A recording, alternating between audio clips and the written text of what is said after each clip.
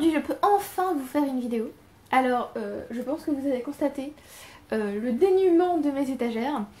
Je suis sur le point de déménager. Du coup, voilà, c'est un petit peu un chantier. J'ai pas beaucoup de temps en plus vu que c'est la rentrée. Donc voilà, je n'ai pas eu le temps de vous faire des vidéos. Mais là voilà. Alors, aujourd'hui je voudrais vous faire le bilan de l'été. Bon alors je pense que je pourrais pas vous faire le bilan de l'été dans son entièreté parce que c'était un peu long. J'ai beaucoup lu donc voilà. Donc on va faire juin, juillet, août, on va essayer, mais il est très probable que vous ayez un bilan de l'été en 2 parties. Je vais aussi bien sûr, j'ai failli renverser tout mon thé par terre. Je vais aussi bien sûr vous faire un bilan du Lost in Time Challenge. Oui. Alors je suis une très mauvaise élève puisque j'ai beaucoup lu pour le Lost in Time Challenge. D'ailleurs je l'ai réussi niveau lecture, par contre je n'ai pas du tout regardé les dessins animés qu'il fallait ou les films qu'il fallait.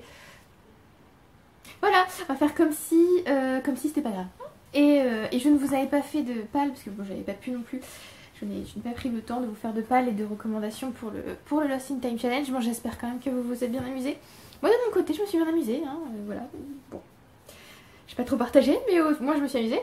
Alors je vous avais partagé ni la pal ni les recommandations, mais alors je n'ai lu aucun livre de ma pal. Parce que j'en avais fait une quand même. Aucun. Voilà, je ne suis pas surprise, hein. Je vais laisser le thé refroidir parce que vraiment je me suis brûlée. Je ne suis pas surprise, mais bon, je préfère vous dire. On va commencer par juin du coup. Ça remonte, donc pour certains livres j'ai un petit peu de... Hein, voilà, c'était il y a très longtemps. Alors dans mon dernier bilan lecture, je vous avais parlé de How to Sound Cultured de Thomas W. Hodgkinson et Hubert van den Berg, on va le dire comme ça. Je l'ai fini depuis, mais je l'ai fini en mai, donc bon, il n'a pas compté pour le bilan de l'été. Bon, il était sympa, c'était marrant, mais j'ai déjà oublié ce livre, donc voilà. Sinon, le premier livre que j'ai terminé en juin, c'est Le Roi de Fer de Maurice Druon, donc le premier tome des Rois Maudits. Très belle édition. Le problème... Alors, on va commencer par le problème de cette édition, avant même de parler de l'histoire ou quoi que ce soit. Il y a des illustrations d'époque, donc c'est cool, hein. Franchement c'est super, ça parsème, enfin ça, oui, c'est disséminé dans tout le livre.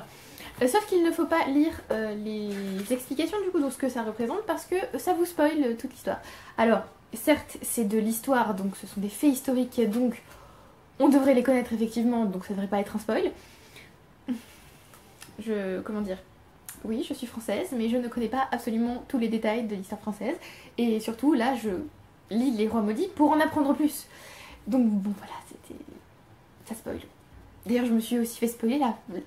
Je crois que le tome 4 ou le tome 5 des Rois Maudits, parce que je suis allée dans un musée cet été et que du coup il y avait la tombe d'un de ces Rois Maudits justement. Hey, enfin bon, en même temps j'ai qu'à le savoir.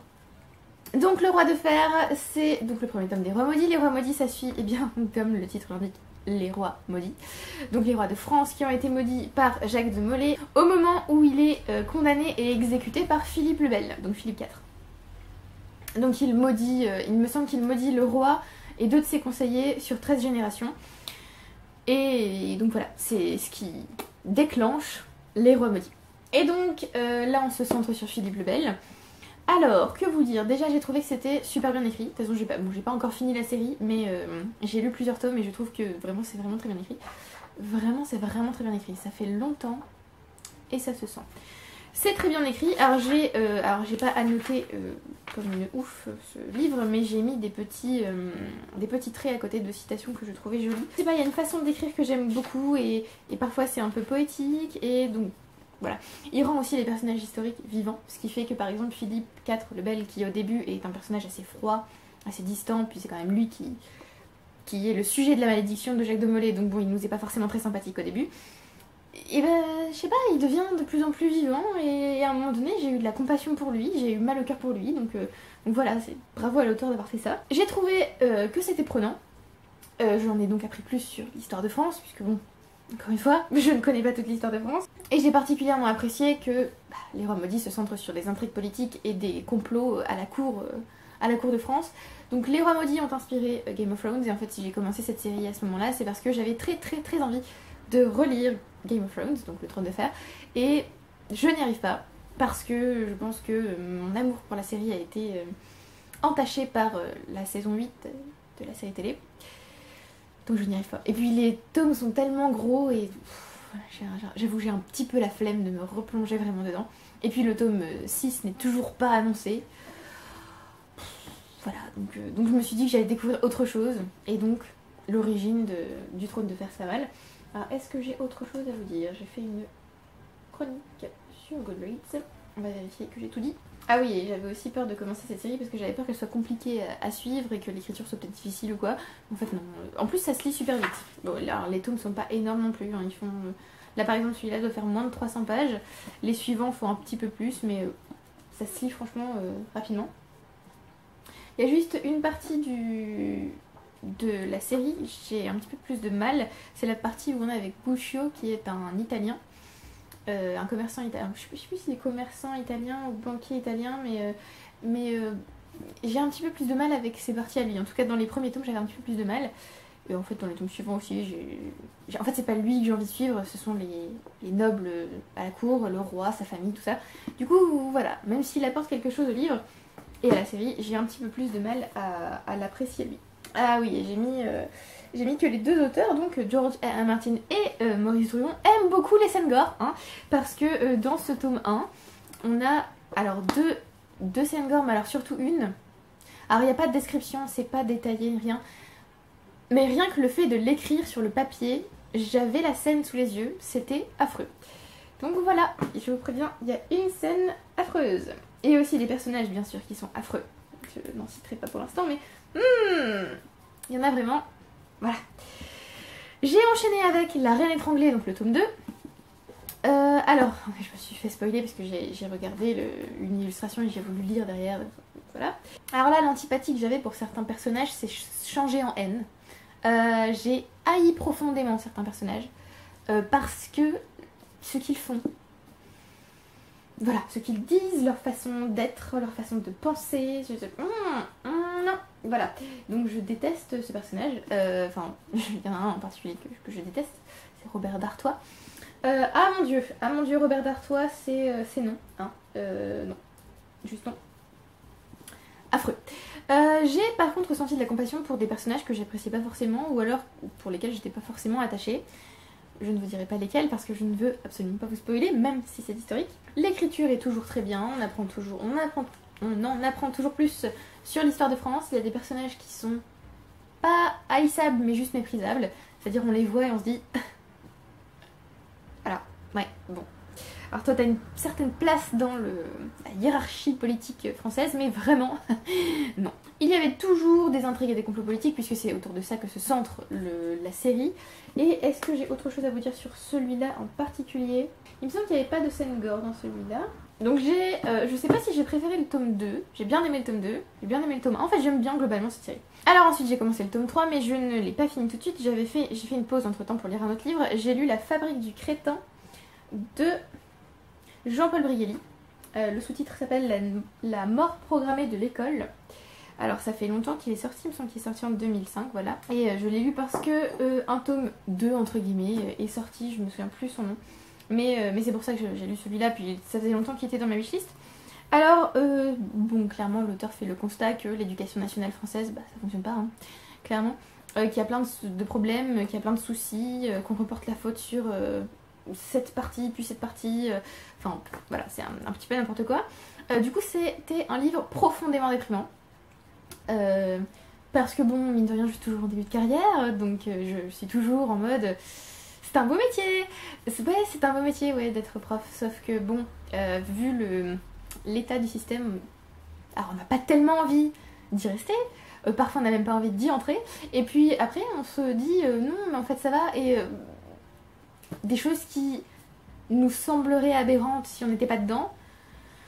Enfin, je sais pas trop comment expliquer, mais il y a des choses, oui, aberrantes dans le système, et quand on n'est pas dedans, on s'en rend pas compte. Une fois qu'on est dedans, on s'en rend compte au début, et après on accepte, ce qui est un petit peu triste, parce que ça ressemble plus à de la résignation que de l'acceptation. Mais voilà, c'était profondément déprimant. J'ai pas beaucoup plus à vous dire que sur ce livre, en fait... c'est toujours d'actualité et j'aimerais bien lire le tome 2 pour voir ce qu'il apporte de plus. Ce qu'il apporte de plus en fait sur sur tout ça. Alors, j'étais pas toujours 100% d'accord avec lui, parce que parfois, j'avais l'impression que son livre devenait un petit peu politique. Alors, attendez, je vais juste mettre Maurice là, comme ça, il est un petit peu avec nous. Voilà. C'était parfois un petit peu... Enfin, il dérivait un peu vers la politique, et du coup, voilà, il donnait plus ses opinions. Voilà, c'était pas forcément... Enfin, voilà, c'était surtout un livre déprimant. Ensuite, donc, j'ai lu Les Poisons de la Couronne de Maurice Druon. Alors, ce livre, je l'ai déjà mis dans un carton, je pense, parce que je ne sais pas où il est. Donc, je pense qu'il est déjà dans un carton. Donc, voilà, c'est exactement la même couverture que les autres. Je pourrais quasi faire... Hey, c'est pas le bon, mais... donc, Les Poisons de la Couronne, le 3e tome. Est-ce que j'ai grand-chose à vous dire sur celui-là? Je pense... Alors, je sais plus si c'est dans celui-là qu'il y a un de mes personnages qui est devenu, en fait, un de mes personnages préférés. Bizarrement, parce que c'était pas un personnage que j'appréciais avant. Mais là, du coup, il est devenu... Enfin, il a pris une ampleur particulière. Je ne l'ai pas écrit parce que je suis bête. Donc, il me semble que c'est dans ce tome-là qu'on va suivre en particulier Marini. Je crois que c'est là. Et c'est vraiment ce personnage que j'ai apprécié, en fait, dans ce tome. C'est pas forcément un personnage qui est... comment dire? C'est pas un personnage où on se dit « Ah, il est adorable, je l'adore ». Non. Non, absolument pas. C'est plus un personnage détestable d'un côté, mais en fait qui fait son devoir de l'autre, donc pas tellement lui en vouloir. Voilà, c'est un petit peu ça. Et puis il sert la couronne, clairement, hein, c'est son but. Hein. Donc voilà, c'était le personnage qui sort pour moi de cette série pour l'instant. Bon, alors on apprend toujours plus sur l'histoire de France, l'écriture est toujours bien, les personnages sont toujours en couleur, il y a toujours beaucoup d'intrigues, beaucoup de complots. Par contre là j'ai eu besoin de faire une petite pause parce que j'ai commencé le tome 4 entre temps qui s'appelle La Loi des Mâles je crois. Et j'ai lu le prologue et le premier chapitre et je me suis dit non, là j'ai besoin d'arrêter un petit peu l'historique et de lire autre chose. Donc j'ai arrêté juste après le tome 3, donc Les Poisons de la Couronne. Ensuite j'ai lu Quand il y en a plus, il y en a encore de Marion Montaigne. C'est donc Tu mourras m'embête. Docteur Moustache, c'est un mélange là un peu bizarre que je suis en train de faire. Tu mourras m'embête quand il y en a plus, il y en a encore. C'est le tome 5 de sa série de BD humoristique qui analyse les références pop culture, alors surtout de science-fiction, et qui les analyse de manière scientifique. Donc, qui nous dit par exemple, est-ce que c'est possible que Dark Vador porte un masque comme ça et qu'il parvienne encore à respirer, enfin ce genre de choses. Ah, c'était super intéressant, mais il y a une partie que j'ai pas pu lire parce qu'elle spoilait Annihilation de Jeff Vandermeer. Donc je n'ai pas lu cette partie-là parce que j'ai pas encore lu Annihilation et j'ai pas envie de me faire spoiler. Parce que du coup j'ai tenu jusqu'à maintenant sans me faire spoiler tout en voyant la bande-annonce du film. Donc en sachant déjà un peu ce qui va se passer. Donc voilà, j'ai tenu pour l'instant, donc je n'ai pas lu cette partie. Mais donc sachez que cette BD spoil certaines œuvres de pop culture. Donc c'est toujours bourré de références, on apprend toujours des choses et c'est toujours drôle. Alors c'est toujours le livre que je ne peux pas lire pendant le quart d'heure lecture au collège parce que sinon j'éclate de rire et les élèves ne sont plus du tout concentrés sur leur lecture. Donc voilà, c'est le genre de livre à éviter d'emporter au collège avec soi quand on veut pas se faire remarquer, on va dire. Ensuite, j'ai lu Burnout, Solve Your Stress Cycle d'Emily et Amelia Nagoski, qui n'a pas encore été traduit, donc qui n'existe qu'en anglais pour l'instant. C'est un livre, je pense que vous l'avez compris, sur le burn-out et sur comment se sortir en fait de cette espèce de cycle de stress dans lequel on est coincé en fait, en une espèce de boucle là et on n'arrive pas à s'en sortir. Et donc elles essaient toutes les deux, elles sont jumelles il me semble, elles essaient toutes les deux de nous aider à comprendre comment on peut résoudre notre propre cycle de stress. Alors j'ai trouvé que c'était vachement intéressant. J'avais déjà lu un autre livre, alors là c'était juste Emily Nagoski qui l'avait écrit, donc sans sa sœur. C'était un livre sur la sexualité, c'était vachement intéressant, on apprenait plein de choses. Et donc là c'est pareil, on apprend beaucoup de choses sur le stress, sur comment ça fonctionne le stress, sur comment sortir du stress, la différence entre les facteurs de stress et le stress lui-même, ce genre de choses. Donc c'était super intéressant. Comme dans Come As You Are, donc l'autre livre qu'elle a écrit, on a des exemples personnels, alors pas d'elle vraiment, mais de personnes en fait qu'elles vont conglomérer, on va dire. En fait, elles vont prendre différents éléments de la personnalité de certaines personnes, ou différents éléments de leur cycle de stress ou ce genre de choses, qu'elles vont réunir pour former une autre personne en fait. Donc on a trois exemples de personnes qui ont du mal à gérer leur stress. Et donc c'était super intéressant. Alors on a des définitions, parce que du coup le but c'est quand même de définir d'abord de quoi on parle pour ensuite pouvoir comprendre ce qui se passe pour ensuite pouvoir aller mieux. Et oui voilà, c'était passionnant. Alors parfois c'était... J'ai l'impression que c'est surtout centré sur les femmes. En fait, j'ai pas l'impression qu'on prenne en compte le fait que les hommes aussi peuvent être stressés et donc être sujets à un cycle de stress qui tourne en boucle. Mais bon, du coup, vu que ça me concernait, c'était bien. Mais bon, du coup, j'ai l'impression qu'on ne prend en compte que les familles. Voilà, c'est ça, puisqu'en fait le résumé dit l'écart entre ce que c'est vraiment d'être une femme et ce que les gens pensent qu'une femme est, c'est ça la cause première de burn-out. Alors du coup, comme je disais, on apprend des choses, alors des choses pratiques, il y a aussi des exercices dedans.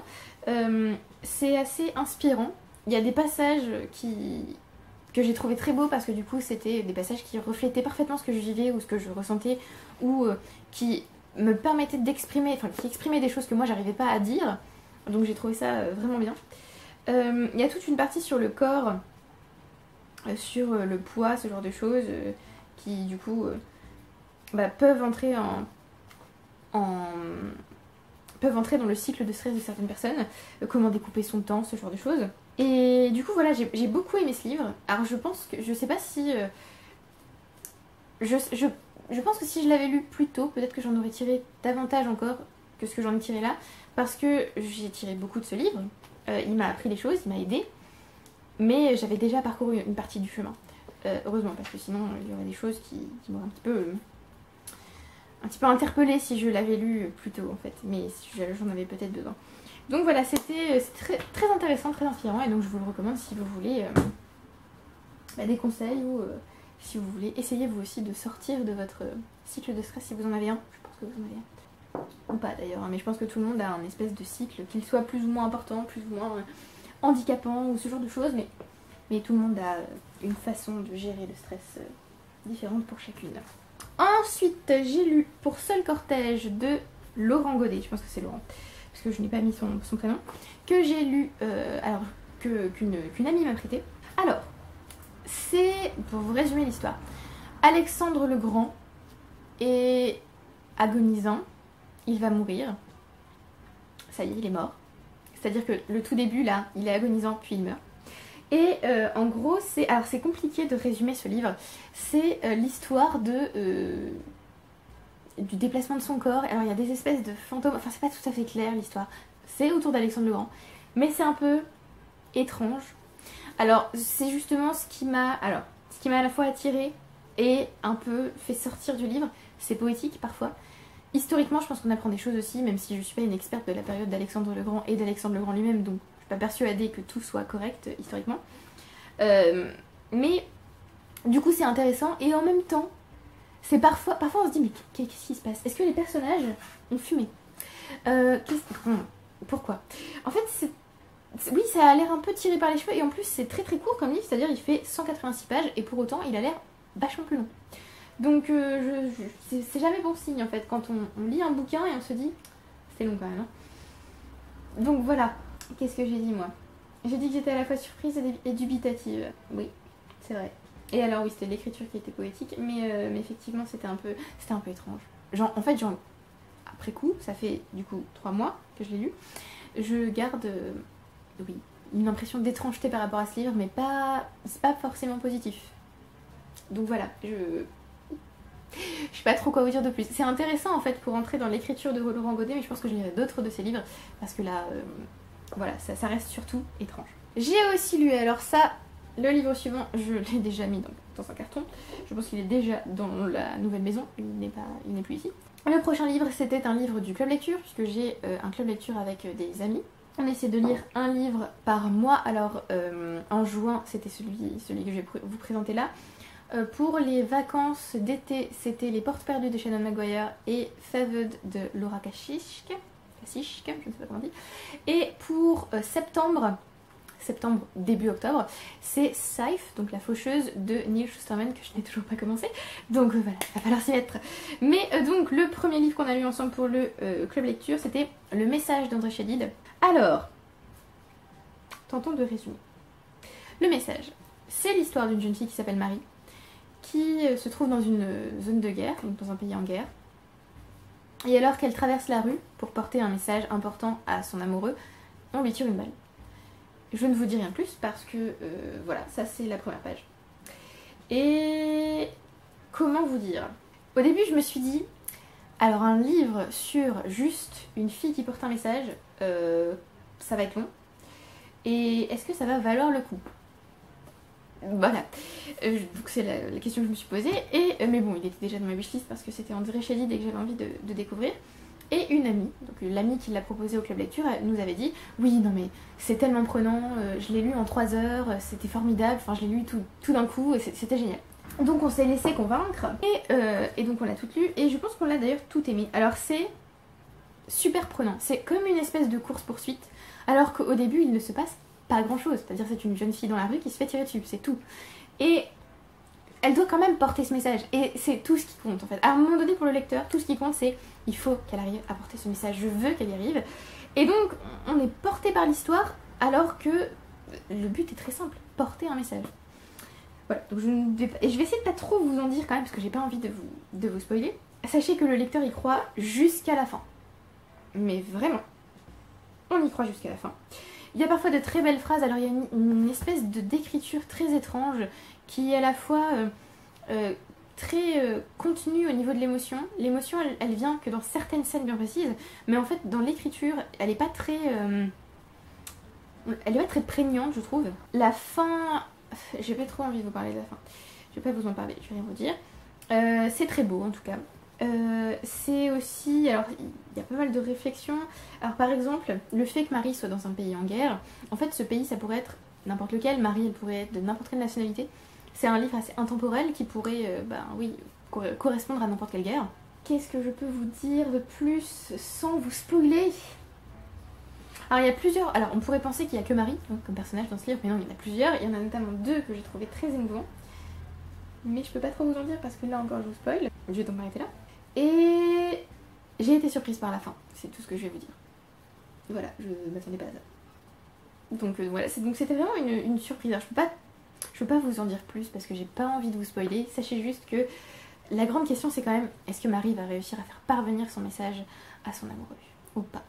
Donc voilà. Et alors, oui on en parlait avec les filles du club lecture. En fait à un moment donné on se dit, on arrive à un moment du récit où là on se dit non mais en fait ça fait 50 pages que j'ai lu 50 pages là, il en reste 70 et j'ai l'impression que l'histoire est finie. Donc qu'est-ce qui va se passer pour justifier 70 pages de plus? Vous verrez.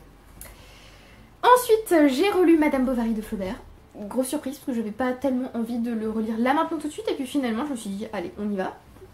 La première fois que je l'ai lu j'étais en prépa. Et autant vous dire que bon, les livres qu'on lit obligatoirement pour la prépa, c'est pas forcément les livres qu'on va le plus apprécier. Alors j'avais adoré Proust quand j'étais en prépa, mais vraiment Madame Bovary et Flaubert en général, hein, parce que j'avais aussi lu l'éducation sentimentale à ce moment-là, j'en gardais pas un souvenir impérissable. Notamment parce que j'avais eu beaucoup de mal avec ce livre. J'avais trouvé qu'il était long et je pense que j'avais pas réussi à bien interpréter la façon dont Flaubert écrit. Alors là du coup avec l'âge ça va beaucoup mieux, donc j'ai beaucoup plus apprécié ma lecture cette fois.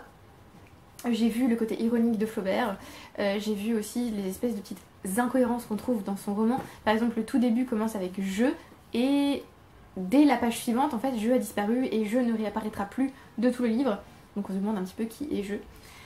C'était intelligent, c'est bien écrit et j'avais oublié que la fin était aussi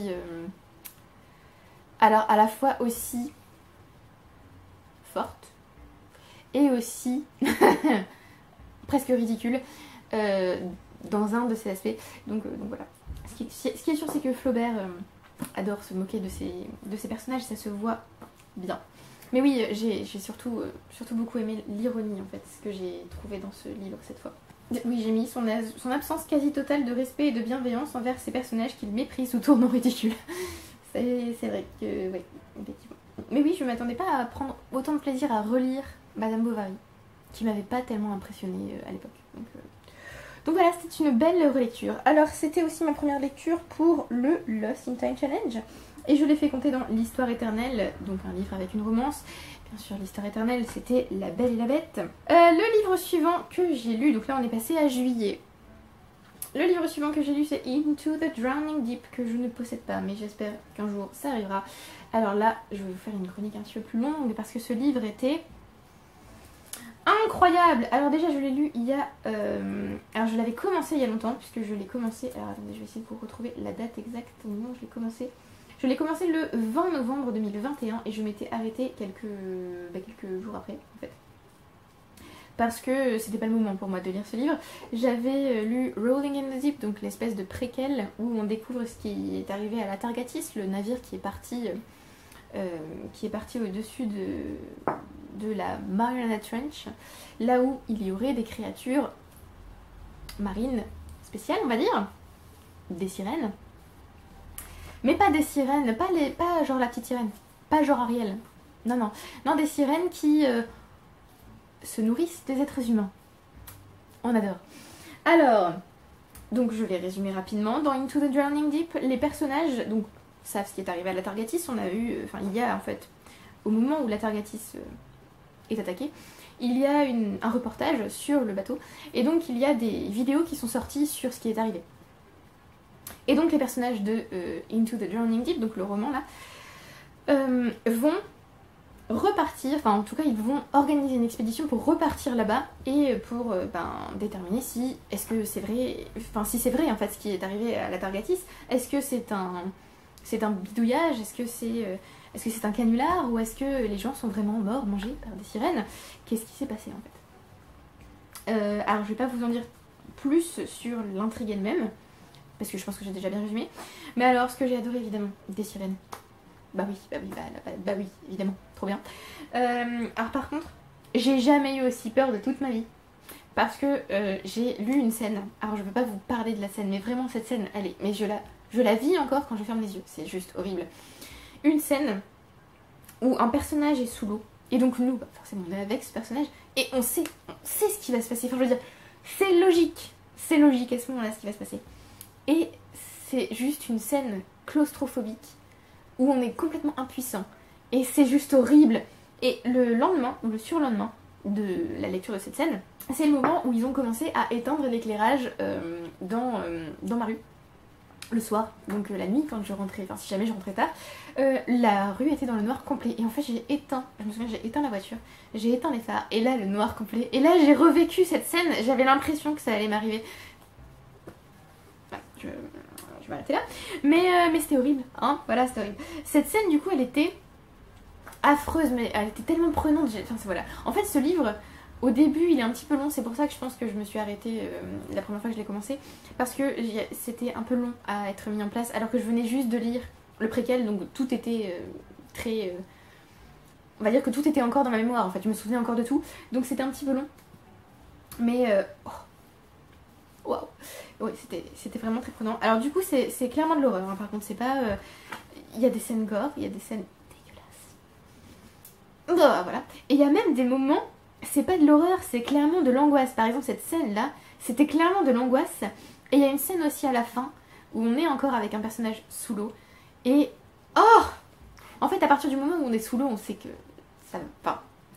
soit ça va mal se passer, soit le personnage va voir des trucs qui vont être horribles, soit il va avoir très peur, et donc nous on va ressentir en fait ce qu'il... oh c'est génial. Moi je trouve que Shannon Maguire, donc en fait elle a signé sous son pseudonyme Mira Grant, mais c'est Shannon Maguire en fait qui a écrit Into the Drowning Deep, et je trouve qu'elle a un talent pour nous faire vivre des scènes affreuses. Enfin, je trouve qu'elle a un talent tout court en fait, parce que même dans ses autres séries c'est trop bien, mais voilà, celui-là c'était vraiment particulier. Alors pour le coup je crois que je lui ai pas mis 5 étoiles, j'en ai mis 4,5, sans doute parce que le début était un petit peu long du coup. Mais oui, c'est super prenant. On est en tension tout le long parce qu'on se dit à n'importe quel moment il peut se passer un truc. Parce que justement il y a une scène aussi, alors il y a des scènes, je vais pas trop vous en dire, mais ça se passe pas seulement dans le noir en fait, ça se passe aussi quand il y a encore de la lumière. Donc voilà, donc même quand on est encore de jour ou qu'il y a de la lumière sur le bateau, il peut se passer des trucs. Donc voilà. J'ai adoré la révélation finale, je m'en doutais par contre, mais j'ai adoré cette révélation et je veux la suite. Mais pitié, mais je veux qu'elle écrive la suite. Je veux savoir ce qui se passe après. Je veux savoir. Parce que finir là-dessus, c'est inhumain. Voilà. Et je me suis beaucoup attachée à certains personnages. Alors il y en avait qui me saoulaient par contre, à force. Des personnages qui étaient intéressants mais qui étaient en fait un peu stéréotypés. Et que, enfin non, du coup j'ai eu un petit peu de mal avec eux. La façon dont ils parlaient, c'était pas... Enfin, c'est pas que ça faisait pas naturel, mais ça faisait trop... héros entre guillemets. Enfin voilà, j'ai pas apprécié certains personnages à cause de ça. Bon, j'ai trouvé en fin de compte que peut-être le roman était un petit peu long, surtout par rapport à Rolling in the Deep qui doit faire 80 pages, alors que là c'est quand même un roman de 400 et quelques pages. 550, pardon, non, 550 c'est le suivant. 440 pages. Donc bon voilà, il faut quand même les tenir. Hein. D'ailleurs, je pense qu'il faut que je m'achète un exemplaire papier de ce livre parce que je veux l'avoir. Je veux le tenir et me dire, voilà, les scènes horribles dont je me souviens, elles sont là. Donc voilà, j'ai très envie d'avoir ce livre dans ma collection. Sinon, il y a aussi toute une partie scientifique, puisque ben, il y a des scientifiques qui se trouvent sur ce bateau pour faire des prélèvements, tout ça, et puis pour prouver aussi l'existence des sirènes. Donc ça, j'ai bien aimé, parce que c'est clairement de la science-fiction en fait à ce moment-là. D'ailleurs, j'ai mis... Ah, oui, je l'ai mis dans la science-fiction, hein, je l'ai pas mis dans la fantasy, clairement. Parce que pour moi, c'est pas de la fantasy, c'est vraiment de la science-fiction, parce qu'il y a vraiment une théorie sur les sirènes et tout ça, et je trouvais que c'était vachement intéressant. En fait, ce qui est aussi un peu flippant, c'est que on a l'impression que ça pourrait être vrai, en fait. On a l'impression que si on y va, si on va à la Mariana Trench, elles sont là. Enfin, on va les trouver, quoi. Voilà, on a vraiment l'impression que ce livre, oui, il est... Enfin, c'est pas un roman de science-fiction, c'est un roman vraisemblable, en fait. Enfin, c'est vrai, quoi. C'est un petit peu flippant. Et puis on nous parle aussi de certains mythes autour des sirènes, de certaines légendes, donc ça c'est aussi intéressant. J'ai écrit que j'avais eu très peur pour les personnages, oui. Parce que du coup, on sait que l'autrice n'a pas peur de tuer ses personnages, et donc à chaque scène, on se dit, peut-être que c'est là, peut-être qu'à la fin de cette scène, ce personnage ne sera plus là. Donc voilà, donc franchement c'est vraiment très bien fait. Oui, c'est ce que je disais que l'autrice avait un don pour l'angoisse, parce qu'on a vraiment l'impression que la scène et que les créatures sont dans la pièce avec nous. En fait, on vit la scène, et ça c'est juste horrible. En fait, c'est génial parce que du coup, ça veut dire que ça fonctionne, mais c'est juste horrible, affreux. Et alors, je le mentionne, mais il y a pas mal de diversité aussi dans ce livre. Je trouve ça sympa, en fait, c'était bien intégré, c'était pas forcé, donc c'était bien. Et puis, enfin, le livre n'est pas forcément... on fait pas la pub de la diversité dans le livre, en fait, c'est juste logique. Ça s'intègre parfaitement, donc ça c'est cool.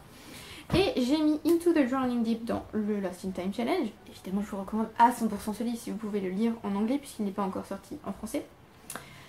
Et je l'ai fait compter dans le menu 1, Guerre épée, peindre en 1000 couleurs, l'air du vent, un livre avec un message écolo, parce qu'effectivement, je vais pas trop en dire, mais effectivement, il y a un message écolo derrière. Et du coup, là, il fallait regarder Pocahontas, et je ne l'ai pas fait. Ensuite, là, c'est la grosse déception. Je vais vous parler de ma grosse déception de l'été, vraiment. Alors, je suis tellement déçue en fait par ce livre que je ne sais pas si je vais le garder ou si je vais le donner. Parce que bah, là, je suis en train de faire mes cartons et j'essaie de ne garder que les livres que j'ai envie de garder. Et celui-là, du coup, j'ai un doute. Il est neuf, hein, il n'est pas abîmé, j'ai fait attention à lui quand je l'ai lu. En plus, je l'ai lu quand j'avais le Covid. Je crois que je l'ai lu en genre une journée. Oui, je l'ai lu en 24 heures. Alors, c'est The Devil and the Dark Water de Stuart Turton, qui a été traduit en français par roulement de tambour. Très long roulement de tambour. L'étrange traversée du Sardam. Alors, Stuart Turton, c'est l'auteur de The Seven Deaths of Evelyn Hugo. Non, Evelyn Hardcastle, oui. The Seven Deaths of Evelyn Hardcastle. Donc, un roman de science-fiction, fantasy, policier, thriller, qui est un petit peu un ovni et qui est exceptionnel. Il est trop bien ce livre, vraiment il était génial, il était bien écrit, ce livre fait partie de ces livres incroyables qui ne me sortent pas de la tête. Donc voilà, il y a un truc, je lis quand même énormément de livres et celui-là il me reste en tête, alors qu'à l'époque c'était même pas un coup de cœur, mais vraiment il est exceptionnel ce livre. Alors bien sûr, quand je prends le deuxième roman de Stuart Turton, je m'attends à ce que ce soit aussi bien. Alors peut-être pas évidemment pas la même histoire et pas le même style, mais au moins aussi bien. Et en plus je pensais qu'il y avait... Alors ça fait clairement partie des littératures de l'imaginaire pour moi, en tout cas fantastique, voilà. Mais donc je m'attendais... The Devil quand même. Donc je m'attendais à un truc de ouf.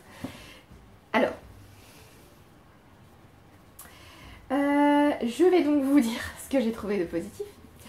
Le début était accrocheur, je trouve. Ça c'était déjà ça, puisque pour que j'entre dans le livre, il faut au moins que ce soit accrocheur.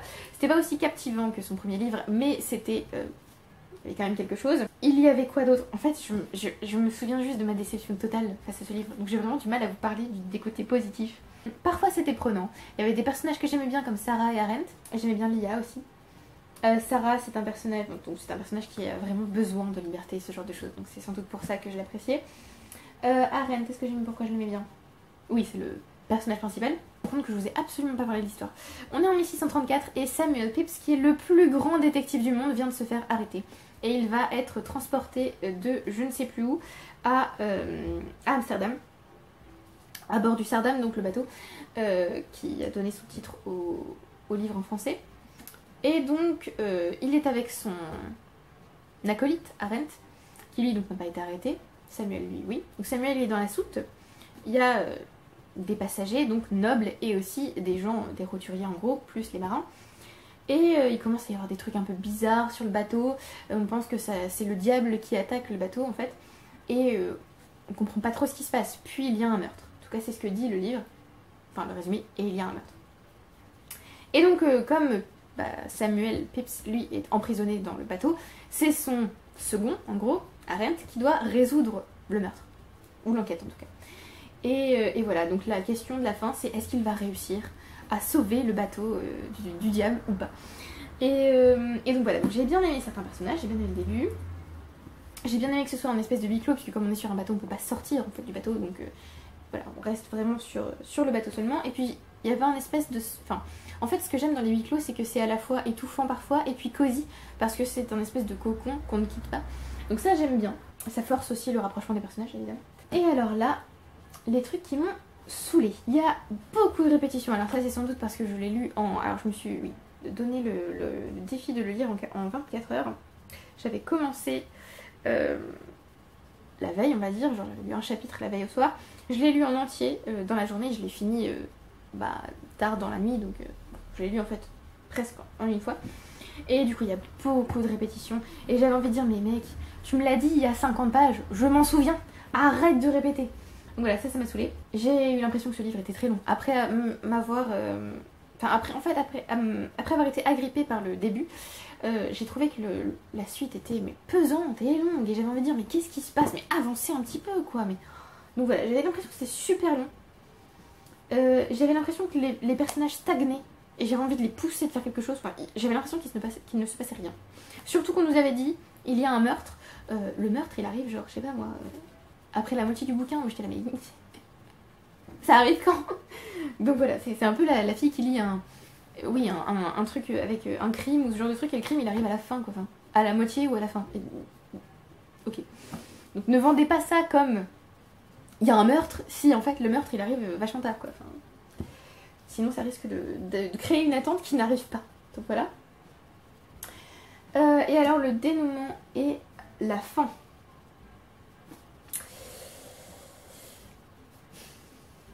Alors, j'ai pas été très tendre dans ma chronique, mais surtout je ne peux pas vous dire, puisque je risque de vous spoiler, mais j'ai été terriblement déçue par la fin. J'avais l'impression qu'en fait la fin, c'était le début du roman que j'aurais voulu lire. C'est-à-dire que tout ça, en fait c'est ça qui est intéressant, et ce qui vient après, non. Du coup, j'ai été tellement déçue. J'ai l'impression en fait de m'être fait avoir, et donc voilà, j'ai l'impression d'avoir perdu mon temps. Donc voilà, si je compare avec The Seven Deaths of Evelyn Hardcastle, j'avais été époustouflée par la fin. J'avais trouvé ça un peu tiré par les cheveux, mais j'avais quand même réussi à apprécier cette fin. Là j'ai trouvé ça tiré par les cheveux et j'ai pas réussi à apprécier la fin. Ou au moins j'aurais préféré en fait que l'histoire commence là. Donc voilà. Donc j'ai écrit que ça se... En fait toute l'intrigue, donc qui prend quand même plus de 500 pages, est résolue en 3 ans. Et on part sur autre chose qu'on verra pas du coup puisque le livre se termine. Ok, écoutez, merci. Voilà. Sympa. J'ai beaucoup apprécié. Alors c'était aussi impossible, je trouve, de trouver la solution du mystère, comme dans Evelyn Hardcastle. Mais je pardonnais à Evelyn Hardcastle puisque c'est de la science-fiction tout ça. Mais alors là, Voilà. J'aime beaucoup les surprises, mais là c'était plus de la surprise en fait, c'était du... c'est tellement impossible à trouver que... En fait, il n'y a quasi pas de plaisir à chercher le mystère, puisqu'on... Enfin, la clé du mystère, parce qu'en fait, on peut pas la trouver, quoi. Voilà, c'est ce que j'ai écrit. En fait, j'aime bien, quand je lis un mystère ou un truc de ce genre, me dire, j'aurais pu trouver la solution, c'était super intelligent, il y avait des pistes, et la piste, elle était là, et en fait, j'ai juste suivi la mauvaise. Là, il n'y avait pas de piste, en fait. Là, c'était... ok. En fait, à la fin, je me suis dit, tout ça pour ça. D'accord, bon, bah pourquoi pas. Donc voilà, en fait, j'ai ressenti aucun plaisir à découvrir la fin. Et voilà. Donc je suis profondément déçue par The Devil in the Dark Water. C'était un livre que... Voilà, que j'attendais vraiment, j'avais beaucoup d'attentes et il faisait partie de ma liste prioritaire de livres parce que je me suis dit, c'est Stuart Dawson, ça va être génial. Donc je lirai peut-être... Non, je lirai le roman suivant qu'il écrira si le résumé me fait envie. Mais voilà. J'étais un petit peu déçue. Et puis j'ai aussi écrit une remarque qui a été plutôt neutre. J'ai l'impression que ce livre ne se passe pas dans notre monde. C'est trop bizarre. En fait, vu comment il est, enfin comment c'est fait, j'ai l'impression que oui, ce livre il est situé dans une espèce de monde alternatif, une espèce d'uchronie, mais j'ai pas l'impression que ce soit dans notre monde parce qu'il y a beaucoup d'anachronismes. Donc énorme déception, mon thé est en train de bien refroidir. Et j'ai fait compter The Devil in the Dark Water pour le menu 3, Destin, faire de vrais hommes de vous. Donc un livre avec une femme forte, la femme forte étant Sarah. Et voilà, là il fallait regarder Mulan. Et voilà la suite. Ah, ensuite, j'ai lu un livre que j'ai adoré. Mais vraiment, énorme coup de cœur. J'ai lu... Hop, je vais vous sortir la chronique. Alors j'ai pas eu beaucoup de coups de cœur cette année. À mon grand désarroi. Mais lui, du coup, pour le coup, lui c'en est un. Alors, j'ai lu Prospérine, virgule point et la phrase sans fin de Laure d'Argelot. Je crois que c'est ça son nom. Oui. Je l'ai lu pour le PLIB. Alors, c'est le premier finaliste du PLIB que j'ai lu. Et incroyable. Génial ce livre. Alors, si je résume, en gros, c'est l'idée que les livres, ou même les manuscrits qui ne sont pas achevés, ce genre de choses, ils ont tous un espèce de village autour qui prend soin du texte. Et donc Prospérine vit dans un manuscrit du coup. Et donc sa famille et les gens qui vivent autour doivent prendre soin du texte. Mais elle veut pas faire ça de sa vie en fait, elle est fleuriste. Et donc elle prend soin de trompettes à pétales par exemple, ou d'autres créatures, des plantes, qui sont vivantes et donc voilà, très attachantes. Et il se passe quelque chose à un moment donné. Il va falloir essayer de sauver le village, puisque son avenir est compromis. Je ne vais pas vous en dire plus, j'ai trouvé que c'était exceptionnel, c'était génial. L'écriture était top, l'intrigue est géniale, les personnages sont vivants sur la page, on a envie d'être avec eux, on a envie de continuer à lire. Ça, c'est pas le genre de livre qu'on repose en fait, parce qu'on a tout le temps envie de continuer. Alors c'était un livre qui m'intriguait, mais c'était pas forcément un livre que j'avais envie de lire là tout de suite maintenant. Mais oh mon dieu, c'était génial. Alors j'ai écrit que le style de l'autrice était particulier, il est à la fois je vais y arriver, fluide et en même temps il happe le lecteur. Vraiment on a tout le temps envie de lire. C'est agréable à lire en fait, les personnages sont, comme je vous l'ai dit, complexes, ils sont là, ils pourraient être à côté de nous au moment où on lit. J'ai adoré Prospérine, évidemment. J'ai adoré Héloïse, je pense qu'Héloïse est mon personnage préféré. Voilà, je l'adore. J'ai beaucoup aimé la relation de Prospérine avec ses plantes, on dirait presque la relation qu'un lecteur passionné aurait avec ses livres, ou avec ses animaux de compagnie par exemple, puisqu'Héloïse peut représenter un chat. J'ai beaucoup aimé Honoré aussi, et Ernest. Mais c'est surtout l'univers qui est formidable, parce qu'on joue avec les codes de l'écriture, du manuscrit, enfin c'est trop bien. Jouer avec les codes littéraires comme ça, c'est clairement un roman métalittéraire et c'était génial. Voilà, c'était génial. Donc on joue aussi avec la ponctuation, avec les noms, enfin voilà, tout était bien. J'ai trouvé ça génial, hein, c'est la 10e fois que je vous le dis. J'ai trouvé que c'était original en fait, que j'ai jamais lu un livre comme ça, même si j'adore lire des livres métalittéraires ou qui reprennent ce genre de choses. J'ai jamais lu un livre comme ça. C'était une histoire vraiment originale.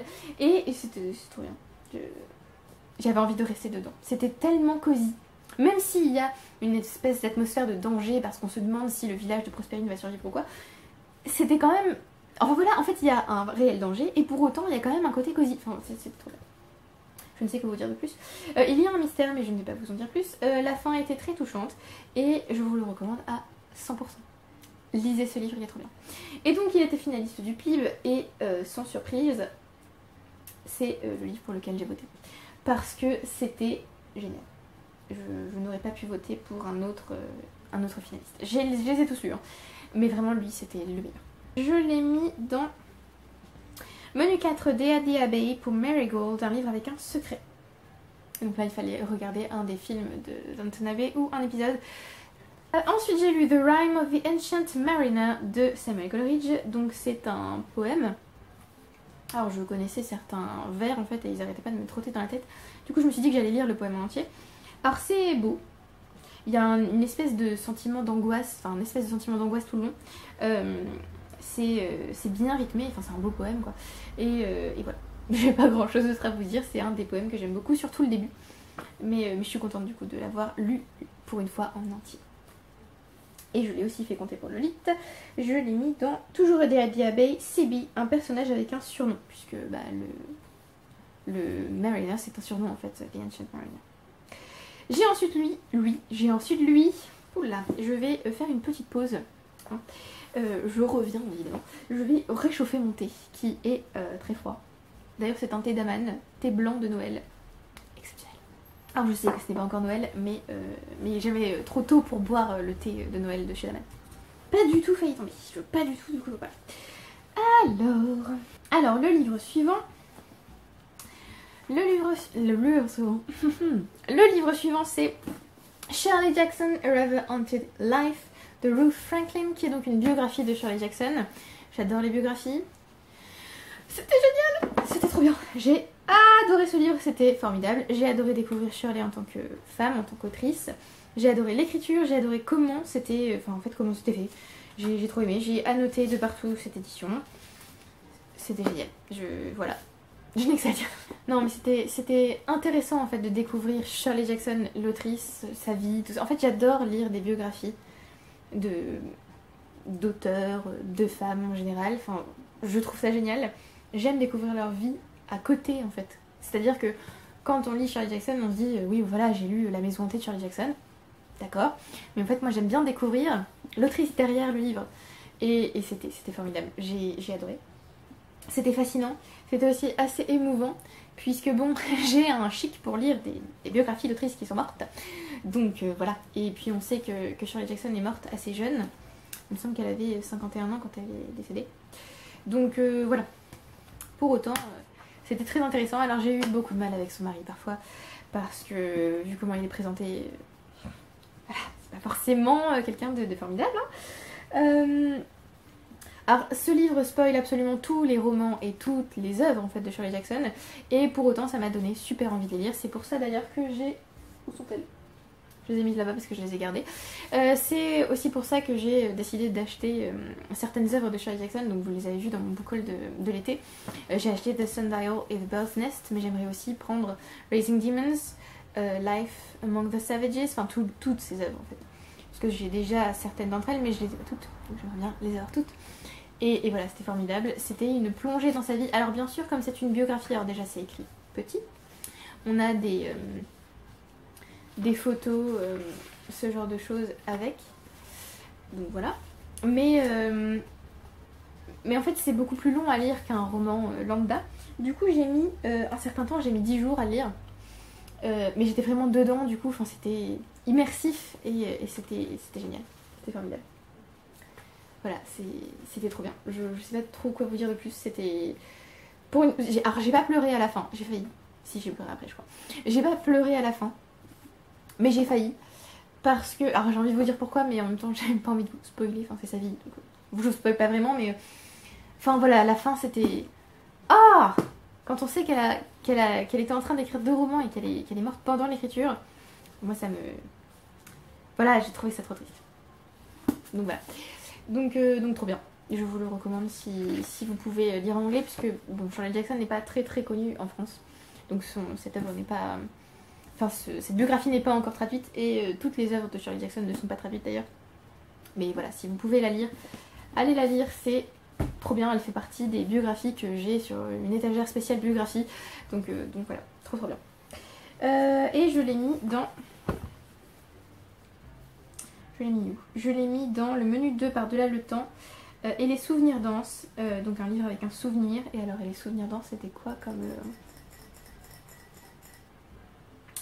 Je me souviens plus, c'est quel dessin animé tu as regardé. C'est pas grave, on va faire comme si... Voilà, c'est pas grave. Oui, donc avec un souvenir. Alors oui, j'ai aussi tordu les prompts, hein, clairement. Parce que par exemple, Madame Bovary avec une romance, alors oui, c'est pas tellement une romance comme on l'entend d'ordinaire. Hein. Et par exemple là avec un souvenir, c'est surtout parce que ben voilà, ce livre il est plein des souvenirs de Shirley Jackson et du souvenir de cette femme. Du coup. Ensuite, qu'est-ce que j'ai lu? J'ai lu Tant pis pour l'amour de Sophie Lambda qui m'a été prêtée par une amie du club lecture du coup. Je lui ai déjà rendu la BD. C'est une BD sur une relation toxique, donc a vécu l'autrice, donc elle a changé son nom et celui de son partenaire de l'époque. Alors, c'est trop bizarre de dire d'une BD sur une relation toxique qu'elle est géniale, mais vraiment elle est géniale. Déjà les graphismes, j'ai trouvé que c'était top. L'utilisation de la couleur, c'était top. La façon dont la toxicité de la relation a été présentée, j'ai trouvé que c'était assez ingénieux. J'ai adoré que l'ourson soit la conscience de l'autrice. J'ai trouvé que c'était dur aussi parfois. Je vais peut-être pas vous le dire en détail, mais quand elle se rend compte qu'il y a un problème, mais qu'elle préfère se mentir à elle-même plutôt que de l'admettre, voilà, c'était dur. Et à la fin, il y a la liste des caractéristiques des manipulateurs, ce genre de choses, ou comment on catégorise les différents manipulateurs, il y a des numéros d'aide aussi. Voilà, c'était un super livre. Alors il y avait aussi de l'humour, c'était aussi, psychologique forcément, mais il y avait aussi de l'humour à certains moments, ce qui allégeait un petit peu le propos très lourd de la BD. J'ai appris des choses, c'était intéressant, et voilà, en fait c'est vraiment une BD que j'aimais beaucoup, et peut-être un jour elle sera sur ma bibliothèque parce que vraiment elle était top. Et puis c'est un sujet important, alors j'aime pas dire ça parce qu'il n'y a pas de sujets qui ne sont pas importants, mais je veux dire, c'est un sujet qu'on a évité pendant longtemps et qui là fait beaucoup, refait surface un peu, et alors du coup les gens interprètent un peu n'importe comment parfois relation toxique, mais là vraiment on voit ce que c'est qu'une relation toxique. Alors ça veut pas dire que ça veut pas dire que si vous avez une expérience différente c'est pas une relation toxique, mais je veux dire, parfois les gens utilisent des termes sans savoir ce qu'ils veulent dire, à tout va, n'importe comment, et là du coup clairement c'est clair ce que c'est tout ça. Voilà. Je ne veux pas invalider quoi que ce soit, mais là au moins c'était très clair. Et du coup je suis allée lire aussi un complément sur son blog, puisqu'elle expliquait l'histoire de son ours et j'avais trouvé ça chou, donc voilà. Donc c'est à la fois beau, humoristique, touchant, affreux, horrible même parfois à lire, et donc voilà, c'est un espèce de condensé d'émotions, et voilà. Je vais pas trop vous en dire, vous irez découvrir vous-même. Elle fait 294 pages, mais elle se lit très bien. Je l'ai mis dans menu 3, Destin, le cycle éternel, un élu, puisque oui, on a l'impression en fait en lisant le livre que l'homme qu'elle a rencontré c'était l'élu.